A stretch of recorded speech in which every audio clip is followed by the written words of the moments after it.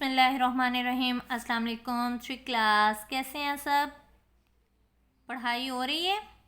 चलें जी बेटा जी, आज हम उर्दू लिटरेचर यानी उर्दू ए का काम करने लगे हैं। हमारी बुलंद ख़ानी है आज और इसके अलावा किताबी काम है। ठीक है बेटा जी।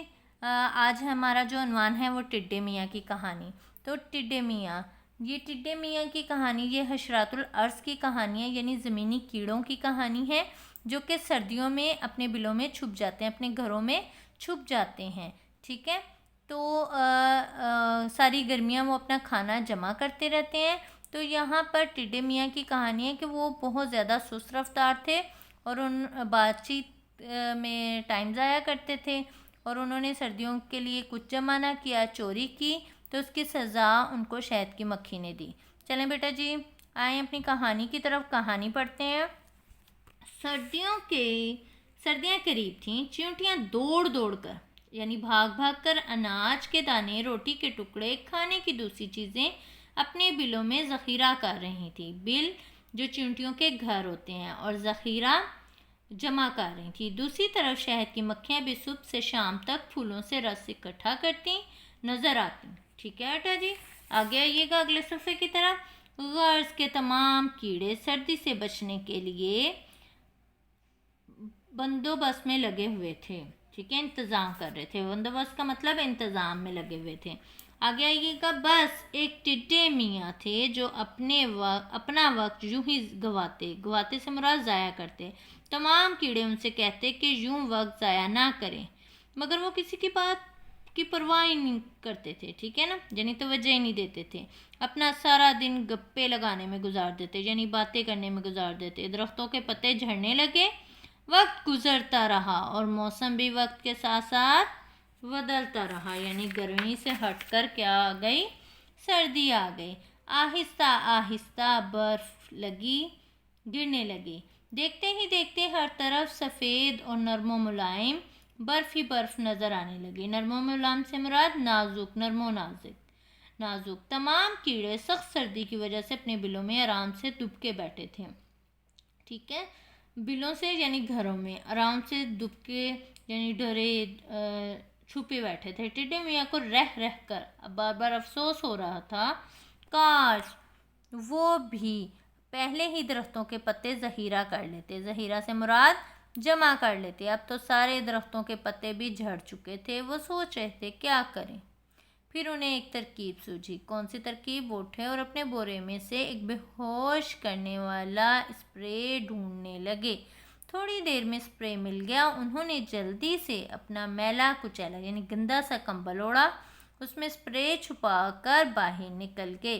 बाहर सख्त सर्दी थी। वो मुंह लपेटे छत्ते की तरफ चल दिए। ठीक है, फिर आगे देखें। छत्ते के करीब पहुंचकर उन्होंने ज़ोर से छत्ते का दरवाज़ा खटखटाया। कई बार दस्तक देने के बाद एक मक्खी टोपी और गर्म कोट पहने दरवाजे पर आई।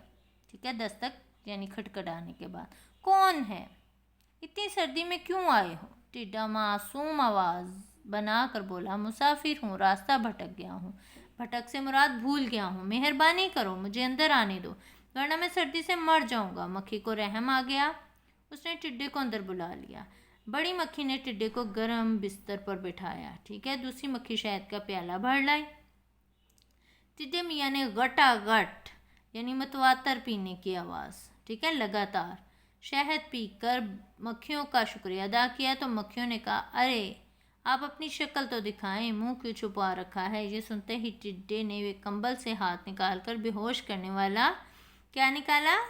जो स्प्रे लेके आया था वो निकाला। स्प्रे मक्खियों पर छिड़क दिया। मक्खियों के बेहोश होते ही उसने जल्दी से अपनी जेब से क्या निकाला? थैलियाँ लेके आया था, थैलियाँ निकाली और मर्तबान से शहद भरना शुरू कर दिया। थोड़ी देर बाद टिड्डे मियाँ फरार हो गए। फरार होने से मुराद भाग गए। अब जो मक्खियों को होश आया तो क्या देखा? तो खाली मर्तबान देखकर सारी बात इनकी समझ में आ गई। सबको बहुत गुस्सा आया। उन्होंने अपनी साथी मक्खियों की फ़ौज की सफ़ें तैयार की।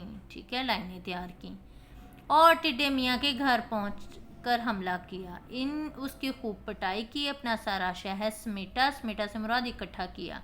जमा किया और कैदी बनाकर टिड्डे मियाँ को अपने छत्ते में ले आए। अब रानी मक्खी ने ऐलान किया कि उनका जुर्म तो बहुत बड़ा है, मगर ये हमारे मोहल्ले में नए नए आए हैं, इसलिए इनके साथ नरमी बरती जाएगी। नरमी से मुराद में मेहरबानी बरती की जाएगी। फिर सर्दियां ख़त्म होने के बाद जब तमाम मक्खियाँ शहद जमा करेंगी तो टिड्डे मियाँ रस की सारी बाल्टियाँ छत्ते तक पहुँचाएंगे। इसके अलावा छत्ते की सफाई भी किया करेंगे, और अगर उन्होंने भागने की कोशिश की तो तमाम सिपाही मक्खियों को इजाज़त है कि उन्हें जितना ज़ोर से काटना चाहें काट सकती हैं। तमाम मक्खियों ने रानी मक्खी जिंदाबाद का नारा लगाया। टिड्डे मियाँ शर्मिंदा खड़े सोच रहे थे। क्या सोच रहे थे? बुरे काम का अंजाम भी बुरा होता है। जब हम किसी के लिए बुरा करते हैं तो अल्लाह ताला हमें भी बुरा ही दिखाते हैं। बेटा जी हमारे किताबी काम की तरफ आए, देखें ये किताबी काम है हमारा। ये अल्फाज हैं, इनको मिलाकर हमने अपना लफ्ज़ बनाना है। ठीक है, ये रुकन है। जैसे पेते पत एक रुकन है, ते बड़िए ते इसका दूसरा रुकन है। ठीक है, इनको जोड़ेंगे तो हमारा लफ्ज़ बन जाएगा पेते पत ते बड़िए ते पुत पत्ते। काफ मीम कम बेलम बल कंबल छेते छत्ते बड़िए ते छत्ते। मीम खाफ मक खाफ छुटिए खी मक्खी। जीम मीम जम आइन जमा टे डाल टिड डाल बड़िए डे टिड्डे। नून रे नर मीम छुटिए मी नरमी, और जेनून जिन दाल है दा क्या ना जिंदा। आगे आइएगा।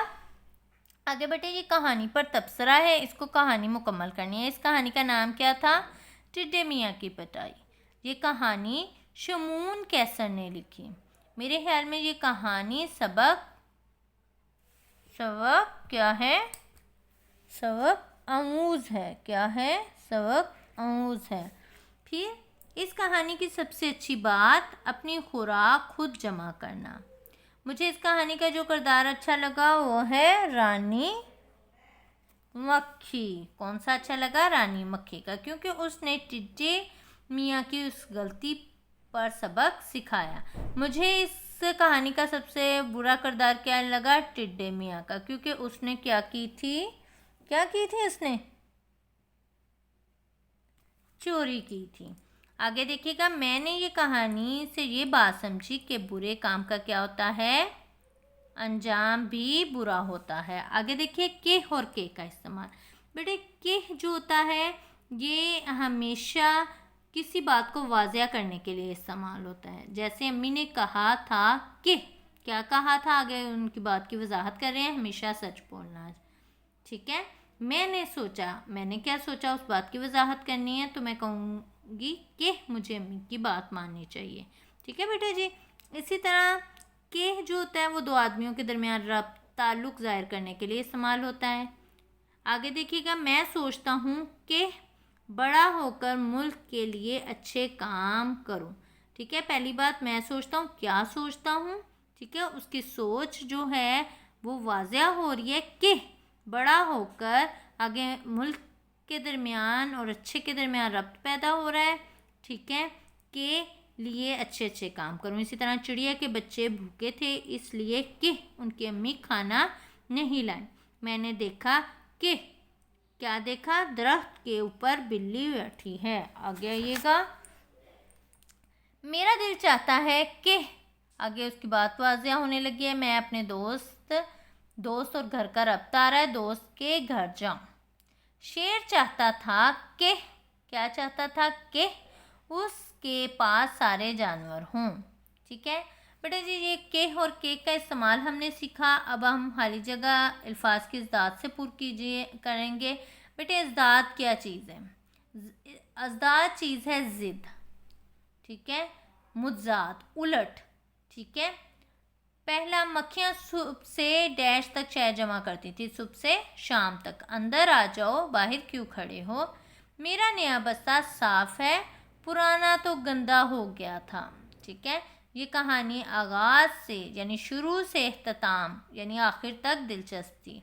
हमें सख्ती की बजाय नरमी से काम लेना चाहिए। बेटा जी ये हमारा काम था, आपने बुलंद ख़्वानी करनी है बड़े अच्छे तरीके से, मुश्किल अल्फाज के मायने सीखने हैं। इसके अलावा किताबी काम को याद करना है और कोशिश कीजिएगा कि खुद करें। ठीक है, اپنا دھیان رکھیے گا، کام توجہ سے کیجیے گا۔ اللہ حافظ۔